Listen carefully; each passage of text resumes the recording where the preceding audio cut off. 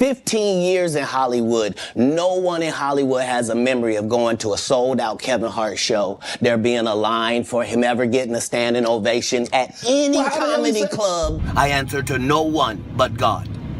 If you are not Jehovah or Allah, I do not recognize your authority. Katt Williams is back on Kevin Hart's neck again, and this time he slammed him for being a lapdog and allowing the industry elites to use him as a puppet. Katt claims he's been collecting receipts for over 30 years and that he has even more proof that Kevin is a washed-up industry plant who was put in the industry to destroy the image of black men. He accused Kevin of selling his soul for fame and claimed that Kevin was even made to go through the humiliation ritual by cosplaying as a gay man for a check. To make things even worse, Jaguar Wright also stepped into the chat and exposed Kevin for being DL and allegedly bending over to get his cheeks clapped by Diddy at them freak-off parties. Now, this ain't the first time that Katt has dragged Kevin for apparently allowing himself to be used by the industry for their own agenda, but this time he went in on him, and the DL allegations from Jaguar made it that much worse. You busy running around trying to blackmail Kevin H for cheating on his wife when we all know he likes P now. Some of y'all may not know this, but Katt and Kevin have been coming for each other pretty much ever since Kevin blew up and became a household name. However, they had their first public back and forth after Katt slammed Kevin for being a hypocrite and popping out on SNL with a lace front. It all went down a few years ago when Dave Chappelle appeared in an interview with Oprah Winfrey and spilled all the tea about the time that he got into it with the producers of a movie he was doing with Martin Lawrence, all because the producers wanted him to wear a dress. Now, Dave said he refused this, and they kept pushing for him to wear it, but as soon as they realized he really wasn't going to put that dress on, they pulled out a whole another script that didn't require him to wear one. It was almost like they was just pushing him to see how far he could go. I mean, if that wasn't the reason, then why even have another script in the first place? And this was also around the time when Hollywood producers was making every black man wear a dress and a wig in the movies. It was literally an epidemic in this industry. So Dave was taking a risk lot by refusing that. Busy running around trying to blackmail Kevin Hart for cheating on his wife when we all know he likes pink. But guess what? Why? Not even a year after this interview, he shamelessly popped out on SNL, wearing not just a dress, but a whole wig too. Wow. I don't think anyone saw this one coming. Now, nobody is saying it's illegal for a man to wear a dress, but the fact that he was just yapping about never doing it, only to end up doing it too, made folks really side-eye him. It was giving very much. He sold his soul and decided to succumb to the demands of the sick industry people. Dragged Kevin for filth for this, and it got so bad that he ended up putting up a tweet denying the allegations about selling his soul. He said, "I want dress on SNL because I thought it was funny. I made that decision. Nobody made it for me. I am my own boss. Chill please boy bye anyway." Katt was later asked what he thought about the whole Kevin situation, and he said the reason why Kevin was comfortable enough to wear a dress is because there's a long history of black men wearing dresses in order to transition to the next level of fame, and Kevin was just one of the many people who fell into that trap. I mean, I'm a conspiracy theorist to a degree. Like, when I connect dots that maybe shouldn't be connected, I don't know. But certain dots, like when I see that they put every black man in the movies in a dress at some point in their career, I'll be connecting them down like, wow, all these brothers gotta wear a dress. This happened to me. I'm doing a movie with Martin. Yeah. The movie's going good. So I walk in the trailer. I'm like, man, this must be the wrong trailer because there's a dress in here.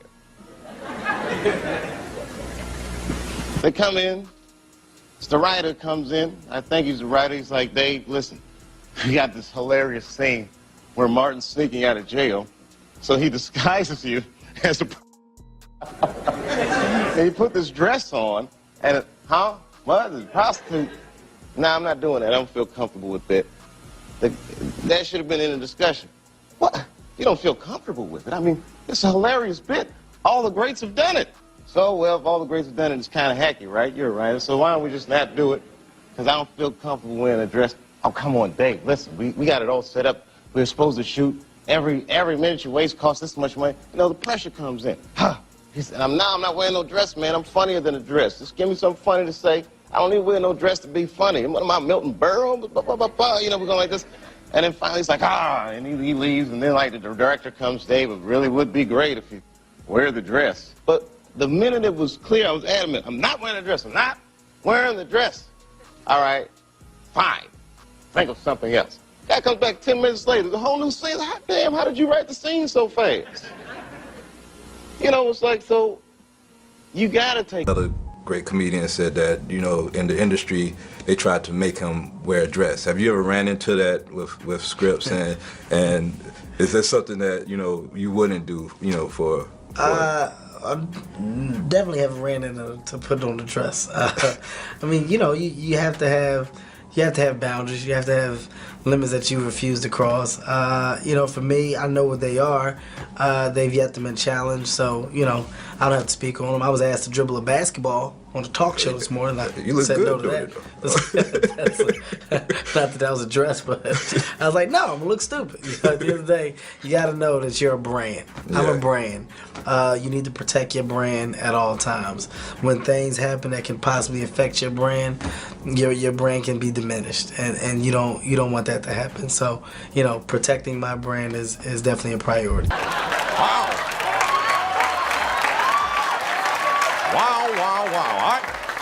I don't think anyone saw this one coming. And C didn't tell a single lie, because after Kevin put that dress on, he became even more famous. Now, this is where things started to get a little messy, because the industry started pushing Kevin as a replacement for Katt. In fact, while Kevin was being heavily pushed by the industry, they began destroying Katt's image and painting him out to be a raging drug addict. Kevin doesn't have to worry about what people are going to say about him wearing a dress because of the long line of dress-wearing people before him. So now we had Big Mama's house 1, 2, and 3. Yeah. I've never seen Medea in a pantsuit. I think she wears dresses. So now I'm saying, why are we picking on poor little Kevin Hart? Because it was his turn next. Sucker. The reason I don't do Big Tigger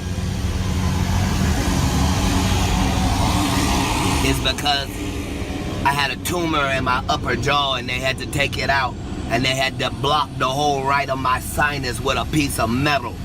So ever since I got out the Marine Corps, I can only breathe out of one nostril, boy. I get my blood tested every 3 months for the last 15 years. All narcotic tests have come up 0.00%. I'm 44 years old, little Tigger. You look up my rap sheet. I have never had a DUI or a possession of anything, not even the I do every day. See, when you real, you can tell the truth about anything or anybody.